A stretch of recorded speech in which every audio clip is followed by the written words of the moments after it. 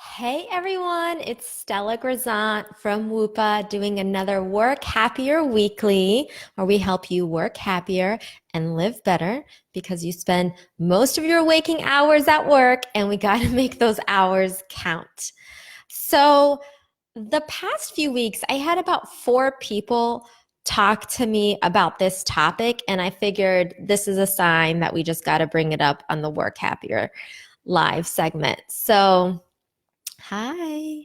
So, um, so several clients brought this up kind of in different ways. The topic that we're going to talk about is how do you self-promote at work without it feeling icky, right? So I had several clients approach me saying that they felt like their ability to get promoted and recognized was being compromised because even though they were doing all the work and they were doing even more work than their colleagues, they didn't have that visibility.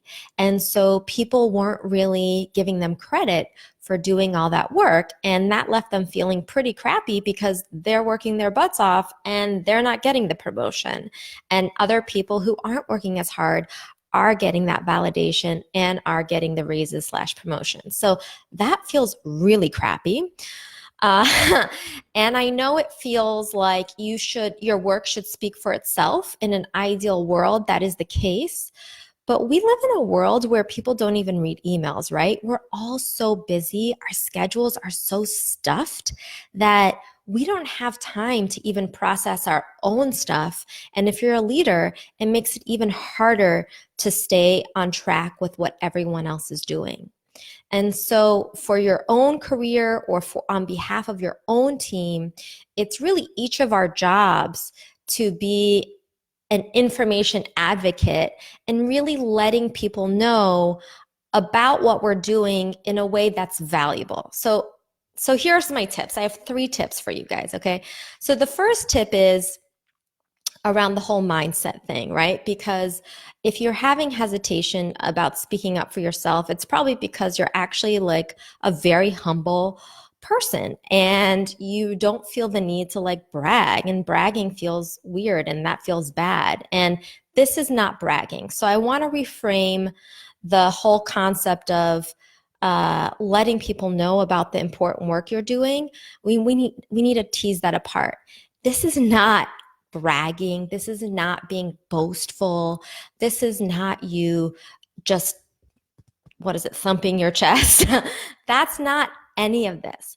What we are doing, we need to shift this from being, I want to show off, to I want to give you guys the critical information you need so that we can optimize how we work together, so that you can consider all the work that we're doing in the workflows that you're setting up, right? So if someone doesn't know all the work that I'm putting in and they just think that I've got everything flowing and I'm delivering everything, so it looks like I'm doing my job, but they don't know the behind the scenes and how I'm actually staying up until 11 p.m. every day doing it, then they're just going to add more stuff onto my plate. Or they're going to not have a reasonable sense of how long a project really takes. So do you see where I'm going? It's really about, by being transparent with what you're doing with your time and what you're achieving, you're helping your team, your managers, your subordinates really understand what's going on so everyone can make adjustments to be most effective. So let's take the bragging and the boastfulness and the this is just about me showing off because this is the game I need to play to get promoted. Let's take that out of that and see this more from the perspective of, I'm not bragging. I'm actually just disseminating information. This is not a sell. This is communication, right? So not a sell about me, communication about the work that's being done. And by the way, when you communicate about the work that's being done, you're actually lifting other people up with you because you're probably not in this all alone. And that actually speaks really highly to what kind of team player you are or leader you are, and that you're highlighting the people surrounding you and supporting you. So I hope that, hey, Brian, I hope that helps with the resistance, the attitudinal resistance to just speaking about why maybe you deserve to get a raise or a promotion or to be on an exciting project or take on more responsibility. So now let's talk about the way in which you disseminate this information. What do you say? How often do you say it? When do you say it? So this is interesting. I had a client who would have a status meeting with her boss every week, and she just found her boss was just a super micromanager and was always doubting this woman's capacity to lead her team. And so my client was leading a team of 100, and her manager was just being really micromanaging. And so what we discovered with my client is that when she would do her status meetings with her boss, she would want to flag issues in advance so her boss knew that she was on top of it. But what she was doing was just flagging the issue. She wasn't actually saying, here's the issue and here are the 3 things I'm doing to resolve it. And so that was all she needed. She just needed to close the loop. So sometimes maybe you are giving pieces and bits of what you're doing, but you're not connecting the dots with what's most important to your listener. So in my client's case, her boss wanted to feel a sense of relief that issues were being handled and that she didn't need to get involved. But when my client was just giving her half of the story because she felt like she needed to move quickly through her meeting, she wasn't giving her manager what she needed. So the question is, what do your stakeholders need to know in order to feel like you got this and in order to know that you are like going above and beyond? So what's important to them and how do they want to get that information? Do they want to get it in a one-on-one? Do they want to get it when they're just catching up with you?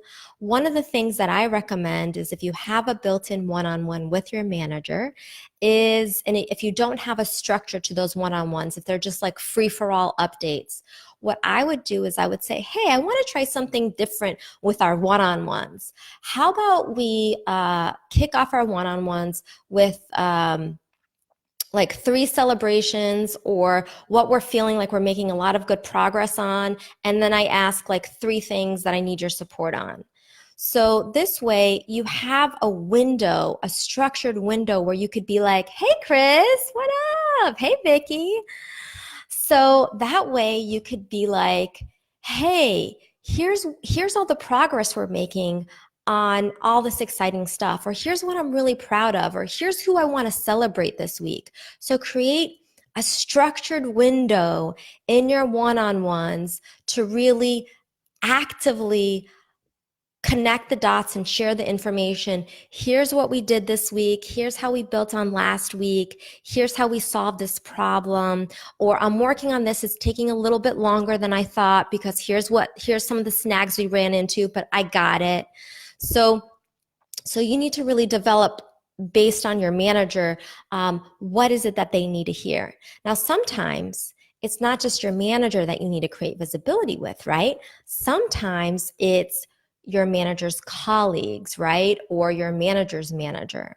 So in that case, sometimes you need to get creative on how to get visibility. I just had a client recently who was told he had all the chops for being promoted to director, but no one knew him. And so he needed to develop relationships with his manager's colleagues. And one of the things that we talked about him doing was there's a company-wide newsletter that goes out. And so we talked about how he might put updates for his own team into that newsletter. And not only did he do that this last week, but one of his team members in India told him that he was completely unaware of what was going on in Costa Rica, and he only learned about it through this newsletter. And so what my client quickly felt was, hey, this isn't about self-promotion. This really is about information. And I'm actually helping my own team get clear and get transparency on what's happening in different parts of the world. So just remember, you're sharing information, being thoughtful, obviously, about what you're sharing. You don't have to go through every single detail, but it really is of service to your colleagues, to your managers, and to your managers' managers, because that might get them excited. It might give them a new idea. It might help them restructure their goals based on the information they're getting. And most of all, it's really an honest picture of what you're putting in and how you're contributing. Because staying quiet and just thinking that the end result is going to speak for itself might not do the trick, given the information overload we're all in. So I think that's kind of what I wanted to say. I'm just looking at my notes. Yeah, so what do you guys think? What challenges do you have when it comes to maybe letting everyone know about what you're really up to or getting the recognition that you deserve? Does anybody want to toss out any challenges, questions, comments? You can also always email me, stella@whoopa.com, if you don't feel comfortable posting here. I know it's like being on a Facebook Live. It's not necessarily anonymous. So, but hey, Cherie, hey, Amy. So, yeah, so that's what I have for you guys today. So, I guess just to recap, remember, it's not self-promotion and it's not about selling you. It's actually about sharing information to let everyone be more effective. And the most important thing about how you share information is to know what information is most important to your stakeholders and how is it that they want to receive it. And so a few ways that you might do that is setting up a structured window and expectation that, hey, at the top of our one-on-ones, I'm going to share some things that I'm really excited about, so you really know what's going on. Or you might find like a company-wide newsletter. Maybe you create a newsletter. Maybe you start off your quarterly meetings with some exciting announcements. So there's probably a lot of creative ways and ways that you could make up to really share the important information, that you're working hard and that you're getting results. And if you're not getting results, hey, we're working hard, but here's some of the things that we're running into, just so you guys know we're on it. So with that, you guys, thank you so much for joining me tonight. And some announcements. If you're on my newsletter, then you probably already got the link today to the Happify webinar I did on, if you're non-confrontational, how to speak up for yourself. So that the replay of that webinar we just shared in our newsletter. If you're not on my newsletter, go to whoopa.com, and if you scroll down at the bottom, there'll be a sign up for my newsletter. I should really have a direct link. I will get to that. What else is happening? On August 6th, I'm doing a webinar for Biz Library called The Science of Happiness, How to Fall in Love with Your Work. And that is free for you guys to join. And that also, the link to that is in my newsletter. So do sign up for that. And then I'll be speaking at the Wellness Council of America on the 26th. So if that's relevant for you guys, see you in Philly. And then some more announcements for the fall later. So with that, if you like this video, give me a like, give me a love, share it with someone who could use it. And subscribe to my YouTube channel, because that's where we will be storing all of these as well. So there's like, I think 30 videos now, or 40. So the library is growing. All right, well, everyone, have a wonderful night, and here's to your success, and I'll talk to you next week.